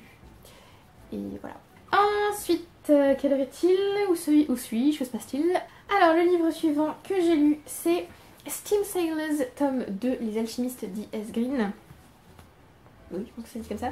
Alors, pour résumer un petit peu le tome 1, on suit Prudence qui est enlevée par des pirates. Des pirates qui vivent sur l'héliotrope, donc c'est un espèce de vaisseau pirate volant, puisqu'il y a le monde d'en bas et le monde d'en haut. Et donc les pirates viennent du monde d'en haut et Prudence vivait dans le monde d'en bas. Et je pense que je vais pas vous en dire plus. J'ai adoré le tome 1 pour tout un tas de raisons que j'ai déjà énumérées dans ma chronique sur le blog et dans ma vidéo où je parlais de Steam Sailors. Donc là je vais vous parler du tome 2. Bon, je vais pas vous parler énormément du tome 2 puisque je risque de vous spoiler. Alors j'adore toujours autant les personnages, évidemment, Prudence, Gareth, d'autres personnages, Mousquet. Mais j'ai eu un petit souci au début de ce livre parce que ce que j'adorais dans Steam Sailors, c'est qu'on était encore dans un huis clos, donc on était sur un bateau et c'était une espèce d'ambiance cosy, c'était génial, j'adorais cette ambiance. Et ici, l'équipage se sépare. Et j'ai eu l'impression du coup qu'on cassait mon espèce de mon espèce de cocon. Et ça m'a gênée au début. Je me suis dit ah non, moi je veux être que sur l'héliotropes. Laissez-moi juste dans l'héliotropes. Et donc j'ai eu un petit peu de mal. J'ai réussi à entrer dans le livre qu'au milieu en fait. Alors en fait j'ai aimé le début, j'ai aimé la fin, mais j'ai eu un petit peu de mal au milieu. Voilà. Et oui, c'est sans doute parce que du coup les personnages étaient séparés. Et que j'étais là, non, je veux qu'ils soient ensemble, ça me va pas là qu'ils soient séparés. J'aime pas ça. Et donc voilà, donc sinon, bon, l'héliotrope, Cosines, le groupe, l'espèce de deuxième famille, voilà, c'était trop bien. Il y a beaucoup d'émotions aussi. Parfois on se dit que les personnages sont vraiment en danger et qu'ils risquent vraiment leur vie. Voilà. Que vous dire de plus sans vous spoiler. On va dire que l'intrigue s'élargit par rapport au tome 1, qu'on apprend plusieurs autres choses sur le monde créé par l'autrice et qu'on a envie d'en apprendre plus. On va entrer à un moment donné dans un endroit spécial, je dois peut-être pas en dire, mais voilà, c'était vraiment trop bien. Et puis j'ai fini par me faire au fait que les personnages soient séparés. Et c'était génial, tellement génial que j'ai commandé le tome 3 juste après. Je l'ai pas lu juste après, mais je l'ai déjà lu, du coup, donc j'ai fini la trilogie. Mais je vous en parlerai dans le bilan de septembre, du coup, puisque j'ai lu en septembre. Mais voilà, ce tome 2 était vraiment très bien. À la hauteur du tome 1, même si j'ai préféré le tome 1, qui d'ailleurs était le gagnant du PLIB 2021, parce qu'il était exceptionnel ce livre. Trop bien. Donc voilà, trop contente d'avoir réussi à lire ce tome 2 enfin, parce que je repousse tout le temps la lecture de mes séries, mais il faut pas que je fasse ça. Donc voilà, vraiment très bien. Je vous le recommande évidemment. Je ne vous en dis pas plus, sinon je risque de vous spoiler. Mais voilà, formidable ce livre. Et donc j'ai mis Steam Sales 2 donc dans le menu 2, par-delà le temps. Un jour mon prince viendra avec une prophétie, puisqu'effectivement il y a une prophétie au centre de ce tome 2. Ensuite, j'ai lu, alors je vais étendre mes jambes parce que je pense que je vais mourir. C'est encore une vidéo beaucoup trop longue. Ensuite, j'ai lu Fleur d'Oko, tome 1 de Laetitia Danae, je pense que ça dit comme ça. C'était un finaliste du PLIB 2022. Alors, c'est l'histoire d'une jeune fille qui s'appelle Oko, qui visiblement a une pointe de magie en elle, et donc qui voudrait devenir l'aspirante de Sumaoro, qui est le sorcier entre guillemets de la Reine d'Ivoire. Je pense que j'ai bien résumé pour l'instant. Et donc elle se présente pour son épreuve, pour savoir si elle peut devenir son aspirante. Et je vais m'arrêter là pour le résumé. Alors j'ai beaucoup aimé l'univers, le côté magique, le côté développement de la magie du coup, puisqu'il y a plusieurs types de magie. Alors je vais juste mettre ma chronique, ce sera encore mieux, comme ça je peux vous en parler plus en détail. J'ai beaucoup aimé ça, cette espèce de façon de hiérarchiser la magie. Enfin de hiérarchiser, de diviser peut-être la magie. J'ai beaucoup aimé l'univers avec le côté politique, le côté école de magie aussi, ça c'était sympa. Les intrigues de cours, le mystère autour d'une partie de l'univers aussi. L'histoire du monde qui reste un petit peu floue, mais on en apprend un petit peu plus à chaque chapitre, donc je suppose qu'on va aussi en apprendre plus dans les tomes suivants. Le côté division femmes-hommes était un petit peu spécial, puisque les... Enfin, un petit peu spécial, c'était intéressant puisque les femmes dans ce monde dirigent et les hommes, eux, alors du coup, manipulent la magie. J'ai écrit que j'avais aimé les décors, l'ambiance du palais, certains personnages. Il y a une espèce d'atmosphère étouffante en fait, puisqu'ils sont là, à un moment donné, certains personnages sont en compétition. Donc vraiment, il y a cet effet un petit peu étouffant. J'ai bien aimé l'écriture. La narration m'a un petit peu agacée parfois parce que c'était la première personne, ce qui veut dire qu'on est dans la tête d'Oko. Et parfois, être dans la tête d'un personnage, comment dire, c'est pas toujours très plaisant. Alors il y a un autre livre, je pense que je peux pas, je sais pas si je vous en parler là parce qu'il me semble que je l'ai lu en septembre, donc je vous en parlerai dans le prochain bilan. Mais il y a un autre livre que j'ai lu avec une narration à la première personne où c'était vraiment trop chiant. Donc voilà, c'était vraiment trop énervant. Mais encore avec Oko ça allait encore, mais parfois c'était un petit peu agaçant quoi. Il y avait des commentaires d'Oko qui me faisaient lever les yeux aussi. Mais c'est un personnage que j'ai plutôt apprécié. Elle peut paraître un peu naïve à certains autres personnages, elle est apparemment douce, mais en même temps elle est censée s'endurcir pour potentiellement devenir l'aspirante. Il y a des personnages, alors tous les personnages sont un peu mystérieux en fait, on ne sait pas trop à qui se fier, puisqu'Oko elle-même ne sait pas à qui se fier.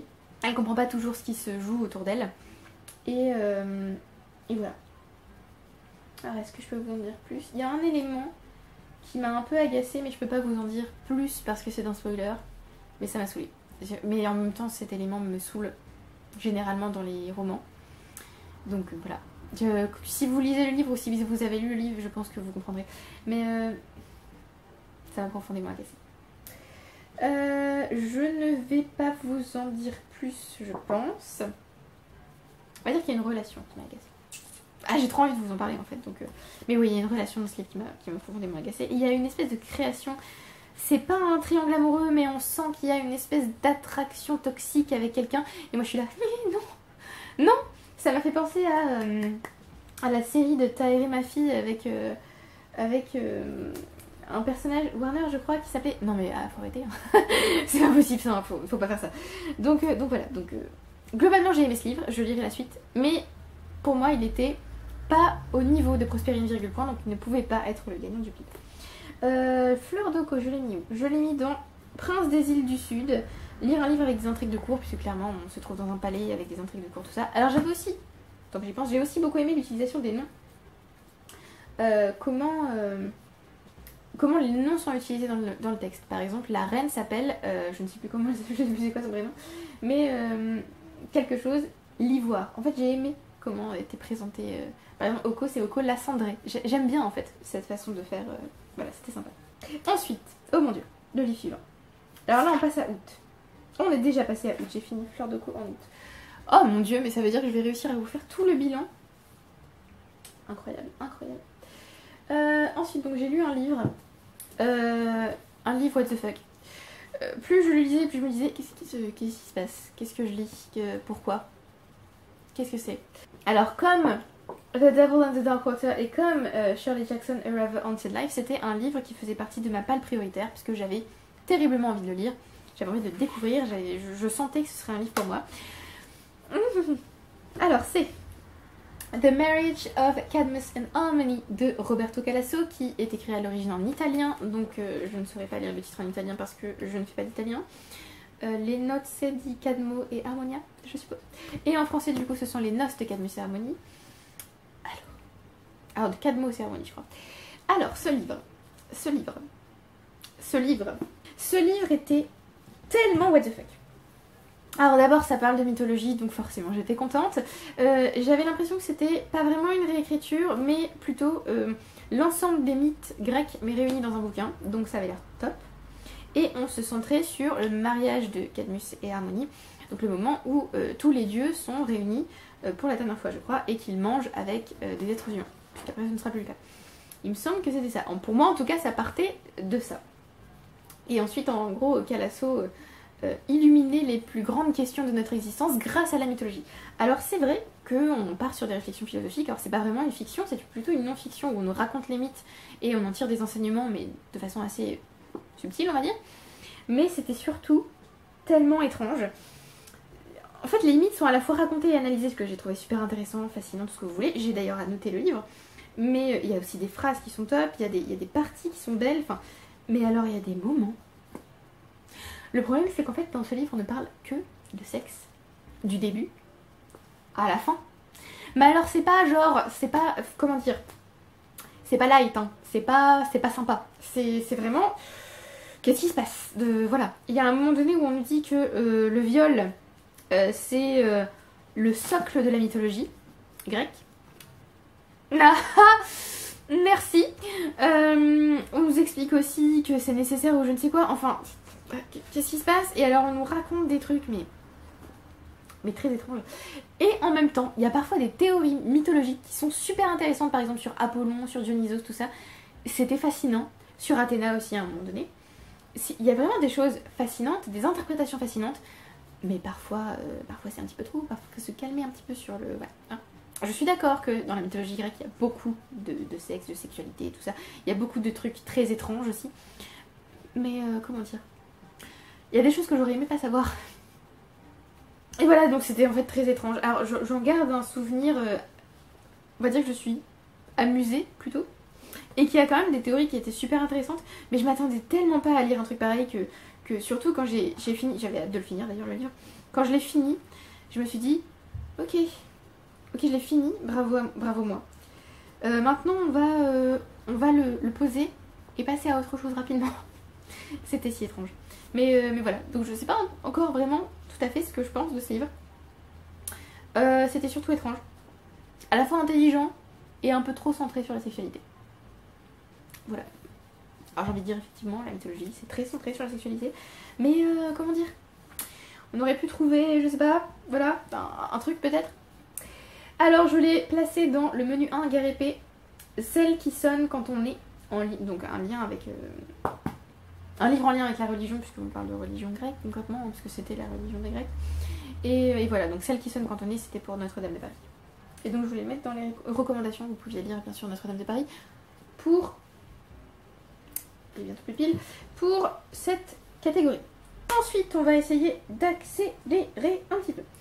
Ensuite, j'ai lu un autre finaliste du clip, j'ai lu D'or et d'oreiller de Flore Vesco, alors c'était celui qui m'intéressait le moins. En gros, c'est une réécriture de conte où un jeune homme, un lord, invite des femmes à dormir chez lui, sans chaperon. Et donc, oh mon dieu, scandale. Et donc voilà, donc c'est ça l'histoire de base. Et Mrs. Watkins envoie ses 3 filles et la femme de chambre pour aller au château. Voilà, y passer la nuit. Déjà, j'ai un problème avec cette couverture.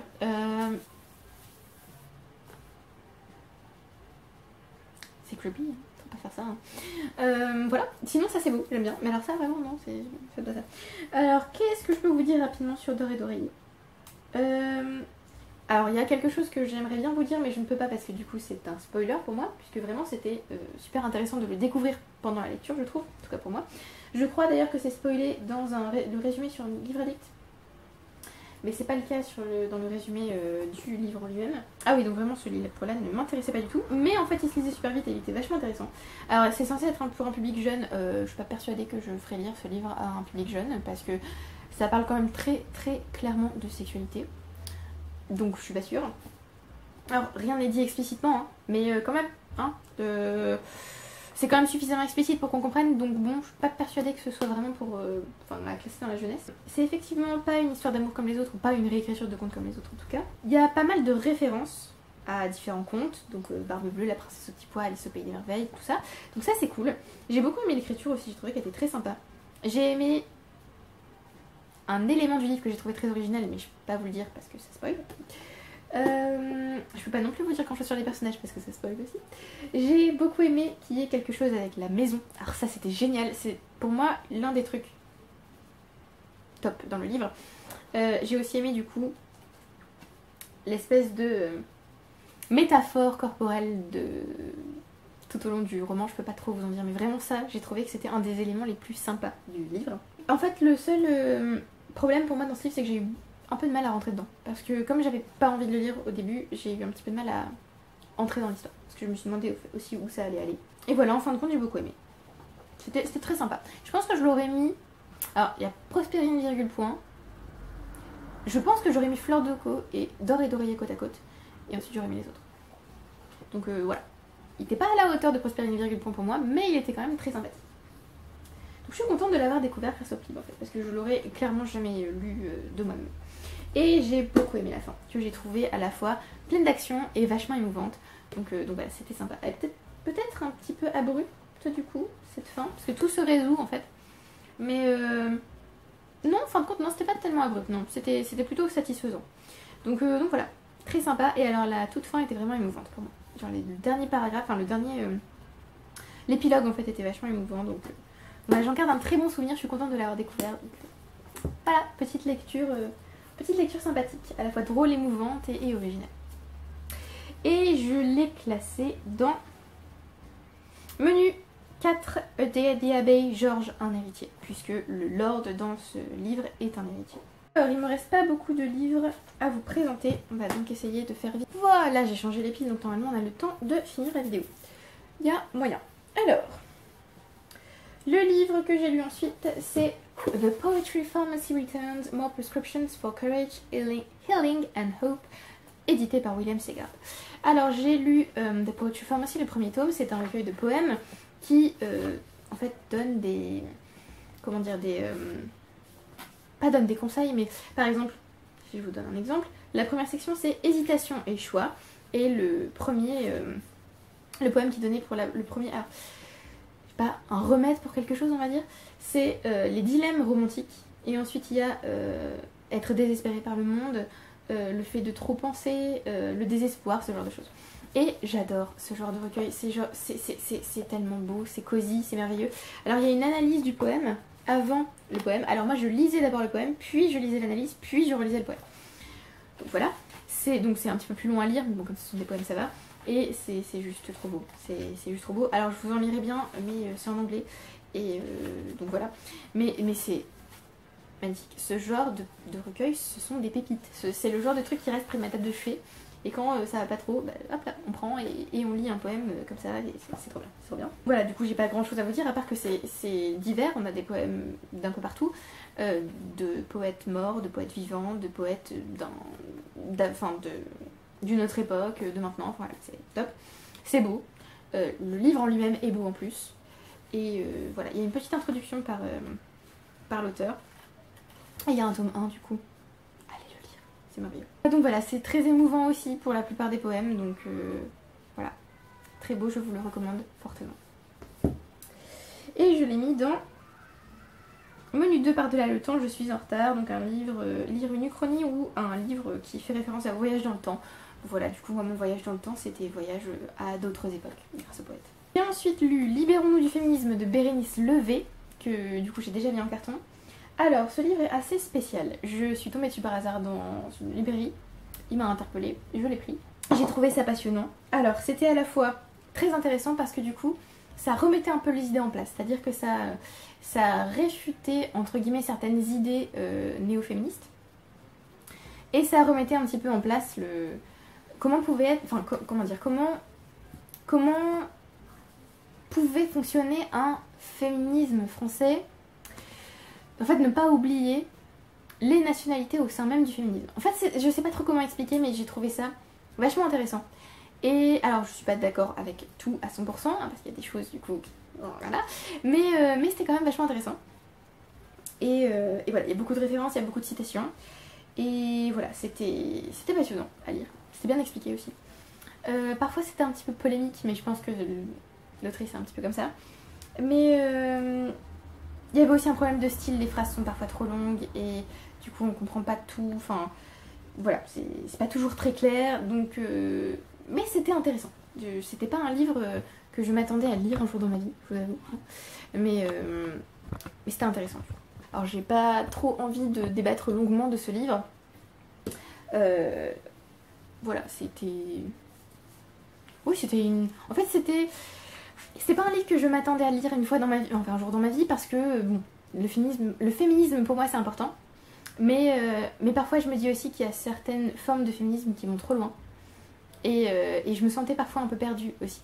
Je me disais, oui, alors je suis clairement féministe, évidemment, enfin je veux dire, l'égalité homme-femme ça me semble évident, mais en fait au fur et à mesure que j'avançais, je me suis dit, mais il y a des femmes pour qui c'est pas évident. En fait, il y a des femmes qui sont féministes et misandres et ça leur semble normal. Et moi ça me gênait pas mal, donc je savais pas trop où me positionner en fait. Donc voilà, ce livre m'a à la fois aidée et un petit peu interpellée, donc voilà, c'est pas mal aussi de lire des livres qui sont, enfin qu'on n'attend pas forcément en fait, qui sont pas forcément des livres qu'on se dit, enfin où on les voit et on se dit oui je vais adorer ce livre, il est fait pour moi. C'était plus oui une façon de, enfin je sais pas trop comment expliquer, je m'attendais vraiment pas à lire un jour ce livre, mais voilà. Je vais m'arrêter là parce que sinon je vais continuer à m'embrouiller et je vais être de moins en moins claire. Et donc Libérons-nous du féminisme, je l'ai mis dans le menu 1 guerre épée. L'eau claire, fuyante, furibonde, garde les secrets passés. Un peuple se bat pour sa liberté et se révolte, puisque l'autrice est clairement en train de dire qu'en gros l'identité française est en train de s'effacer, de se diluer pour une espèce d'identité globale qu'elle déplore en fait. Voilà, c'est plus dans cette idée là. Ensuite j'ai lu Faved de Laura Kasich, je ne sais pas comment on dit son nom, Kasich je pense. Je l'ai donc lu en numérique, donc il est là. Je l'ai lu pour le club lecture avec les filles. Alors c'est un livre que j'aurais pas du tout lu je pense s'il n'avait pas été proposé au club lecture, parce que c'est pas du tout mon style d'histoire. Alors c'est l'histoire de trois jeunes filles américaines qui partent en spring break. Et il va leur arriver des choses, alors c'est évident dès le début hein, qu'il va leur arriver des trucs. Notamment parce que la narration est écrite d'une façon un peu particulière. Alors moi j'ai bien aimé, mais on en a parlé pendant le club et du coup des amis n'ont pas du tout apprécié cette forme de narration. Alors moi j'ai bien aimé l'image de la plume qui du coup se trouve déjà sur la couverture, qui parcourt le livre en entier. Ça j'ai bien aimé. Plus le côté oiseau, j'ai adoré le côté histoire. Alors je ne sais plus si c'était Inca, Maya ou Aztèque. Je crois que c'est Inca. Aztèque. Je sais plus. Bref. Il y a une civilisation qui est mise en avant dans ce livre, j'ai trouvé ça super intéressant. J'ai bien aimé l'écriture que je trouvais vachement poétique en fait, c'était vraiment bien écrit. Le point de vue du coup et la narration m'ont pas dérangé, au contraire j'ai bien aimé. Et il y avait un espèce d'effet de surprise à un moment donné, mais en même temps je m'y attendais, c'était un petit peu logique. Par contre ce que j'ai vraiment détesté dans ce livre, en fait j'ai pas vraiment réussi à aimer ce livre parce qu'il est centré autour d'un viol, et on le sait dès le début en fait. Et non. Bah non, ouais, ce genre de livre c'est pas possible. Donc j'ai eu vraiment du mal avec ça. J'ai d'ailleurs failli l'abandonner et non. Je pense que je lirai d'autres livres de cette autrice, mais vraiment ce genre de... Non. En fait si je suis pas au courant au début, ça va pas. Si c'est pas pour un certain message ou quoi, c'est... Non. Donc globalement je garde pas un bon souvenir de ce livre. Et bon je suppose que c'est le but, hein. Mais voilà. Et puis la fin était... Enfin j'ai bien aimé la fin, mais... Enfin je sais pas, enfin je sais pas trop ce que je ressens pour ce livre. C'est assez confus. Voilà. Clairement si c'était pas pour le club lecture, je l'aurais abandonné je pense. Et je l'ai mis dans le menu 2 par-delà le temps. Elle tombera dans un profond sommeil qui durera 100 ans, puisqu'il y a une ellipse temporelle dans ce roman. Ensuite j'ai lu Camille et Paul, La Passion Claudel de Dominique Bonnat. C'est une biographie sur Camille Claudel et son frère Paul. Je l'ai lu, genre j'avais prévu de le lire en même temps que j'allais au musée Camille Claudel, c'était parfait donc. J'étais en train de le lire, donc j'avais déjà des infos sur Camille Claudel quand je suis allée au musée, c'était très sympa. Mais alors en fin de compte j'ai bien aimé cette biographie, mais alors quand je l'ai commencé, j'ai eu énormément de mal parce que j'ai détesté le style de la biographe. Voilà, moi je voulais une biographie, une vraie biographie, du style de Shirley Jackson. Et là c'était pas vraiment... Pour moi c'était pas une vraie biographie parce que l'autrice nous donnait son avis régulièrement et en fait j'avais pas envie d'avoir son avis, enfin je voulais pas des commentaires à chaque instant de ce qu'elle était en train de raconter, et donc ça m'agaçait. Elle faisait des espèces de comment dire, comment on dit en français, oui, des espèces de commentaires, enfin je sais pas, Paul faisait un truc, oui mais c'était évident parce qu'il était, bah non non, on te demande pas ton avis, raconte-nous juste leur vie et c'est tout. Et oui il y avait des espèces d'interprétations, enfin voilà c'était un petit peu... J'ai pas trop aimé. Alors j'ai acheté un autre roman, une autre biographie de Dominique Bonnat qui est là-haut, sur Berthe Morisot. J'espère que j'aimerais du coup. Mais j'ai eu vraiment du mal avec ce livre. Alors je l'ai toujours, hein, il est juste en carton, je ne sais pas où il est, donc voilà. Et j'ai eu du mal avec ce livre. Et il était long. Donc voilà. Mais bon, c'était sur Camille Claudel, donc j'ai eu les informations que je voulais sur sa vie. La fin était intéressante. Alors il y avait aussi sans doute des interprétations dans la biographie. C'est pour ça que j'ai acheté au musée Camille Claudel les deux livres que je vous ai montrés dans le book haul. Donc Camille Claudel, sa vie, et Une femme qui est une biographie romancée, parce que je pense que j'apprécierais davantage une biographie romancée qui est clairement, enfin qui est identifiée comme une biographie romancée, plutôt qu'une biographie identifiée comme biographie, mais où l'autrice donne son avis. Non, je veux pas de ton avis, je veux juste l'avis des gens dont tu racontes la vie. Donc voilà, j'ai aimé la fin et j'ai appris des choses, donc globalement ça va, mais vraiment j'ai eu beaucoup de mal avec le style au début. Alors après je m'y suis faite je pense, mais vraiment ça me saoulait en fait d'avoir les commentaires d'autrice. Et la chronologie, je suis fatiguée, la chronologie n'était pas toujours tout à fait claire, du coup j'avais l'impression qu'elle revenait en arrière régulièrement et c'était pas très plaisant à lire du coup. Donc voilà, un peu de mal avec ce livre, mais je l'ai quand même apprécié. Et j'ai mis Camille et Paul, je les ai mis où ? Ah bah non, j'avais fini du coup... Non, j'avais fini le challenge, du coup, je ne m'ai pas rendu compte. J'avais fini le challenge, donc je ne l'ai pas ajouté pour le lit, puisqu'il était terminé. Pas mal, bravo moi. Et donc, il me reste 3 livres à vous présenter, dont un livre qui était mon coup de cœur du mois d'août, du coup. The King in Yellow, de Robert W. Chambers, qui était formidable, oh mon dieu, c'était trop bien. Alors, c'est du fantastique, puisque je vais tenter de vous résumer. C'est un recueil de nouvelles, il y a 4 nouvelles dedans, qui sont centrées sur le roi en jaune. Donc ça a été traduit en français. Alors en français, il me semble que vous avez les 10 nouvelles, alors qu'en anglais, là, vous avez l'édition avec juste les 4 nouvelles qui traitent du roi en jaune. Alors, comment résumer? Je ne sais pas comment résumer. C'est du fantastique. On a à chaque fois un narrateur en première personne, du coup, et on doute à chaque fois, est-ce que c'est vrai, est-ce que ça l'est pas. Il y a des éléments morbides, gothiques, creepy, qui sont dérangeants parfois. L'écriture est géniale, mais vraiment géniale. Il y a une espèce d'angoisse diffuse dans les nouvelles qui est exquise, c'est formidable, j'adore. C'est centré autour d'un livre maudit, du coup voilà, c'est ça que j'aurais dû vous dire dès le début. C'est centré autour d'un livre maudit, qui est une pièce de théâtre qui s'appelle Le Roi en jaune. Et en fait, les personnages du livre qui lisent Le Roi en jaune sont condamnés en fait, parce que cette pièce les rend fous, et ils finissent soit par sombrer clairement dans la folie et c'est fini pour eux, ou par mourir. Alors je vais essayer de vous ouvrir ma chronique pour voir si je peux vous en dire un petit peu plus. Et alors la citation qui est au dos de mon édition qui est magnifique d'ailleurs, la citation qui est au dos de mon édition est la meilleure citation de tout le bouquin. C'était vraiment une super idée de la mettre. I cannot forget Carcosa, where black stars hang in the heavens, where the shadows of men's thoughts lengthen in the afternoon.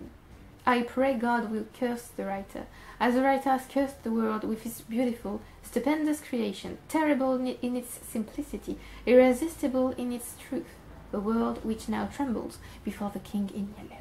Donc j'ai commencé ma chronique en disant que je connaissais l'existence du roi en jaune, mais que j'avais jamais voulu le lire parce que j'étais terrifiée, puisque c'est classé dans la weird fantasy, comme Lovecraft, et que j'ai jamais osé lire Lovecraft parce qu'il m'intimide énormément. Alors du coup, maintenant que j'ai lu The King in Yellow, j'ai très envie de lire Lovecraft pour voir un peu ce que ça donne, puisque Lovecraft s'est inspiré de The King in Yellow.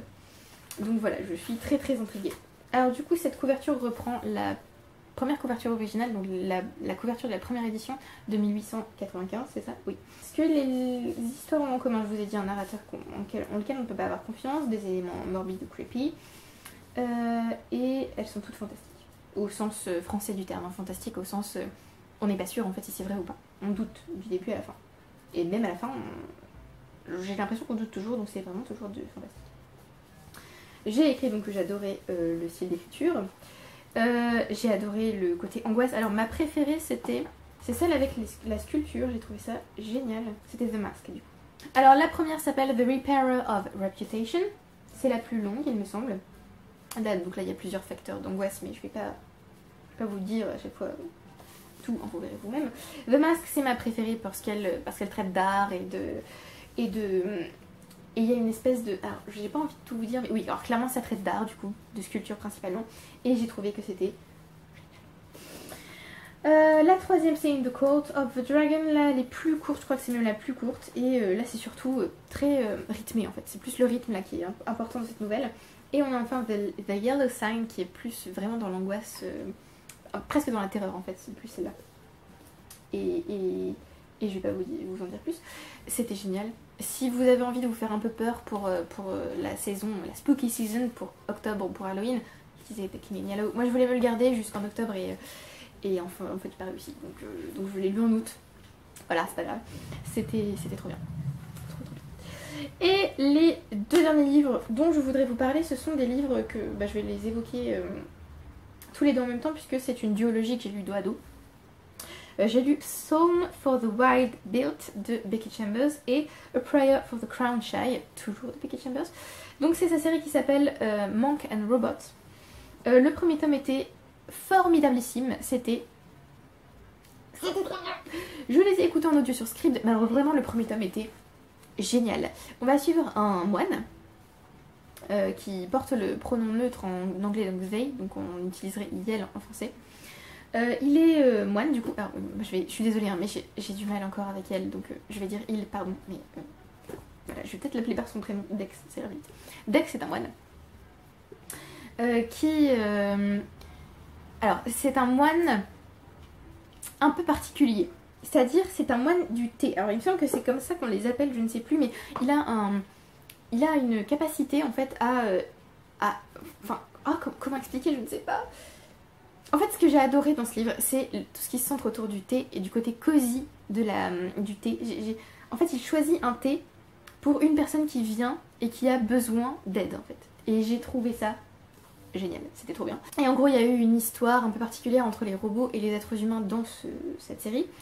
Et à un moment donné, un robot va apparaître qui s'appelle Moscap, et j'ai adoré ce personnage. Il était tellement touchant, adorable, il était drôle, en fait parfois il fait des commentaires où il parle et il est juste hilarant sans le faire exprès. Donc voilà, c'était trop bien. Et j'ai adoré le décor. j'ai tout aimé en fait dans ce livre. Dans ce premier tome, j'ai tout aimé. Les décors, l'émotion qui sort de ce livre en fait. Enfin, la fin était magnifique. Enfin, vraiment, c'était trop bien.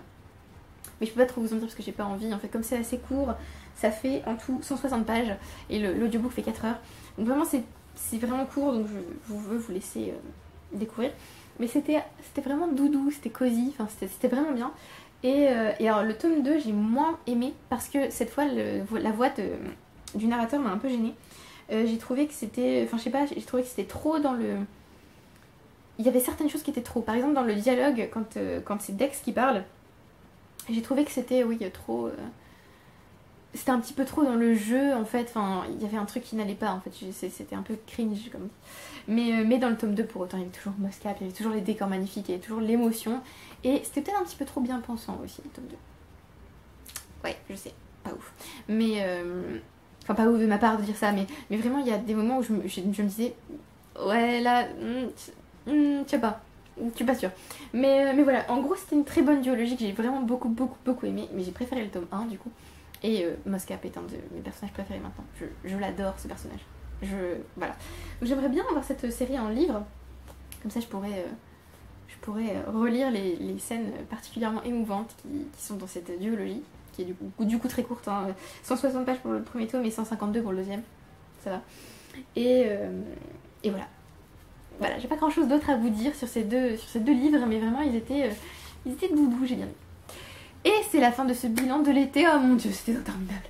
J'espère que vous avez aimé la vidéo.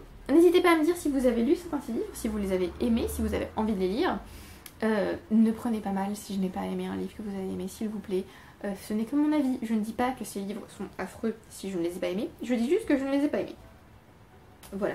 Et au contraire, si j'ai adoré un livre et que vous l'avez détesté, ça ne sert à rien de dire en commentaire « Ouais, j'ai trouvé nul ».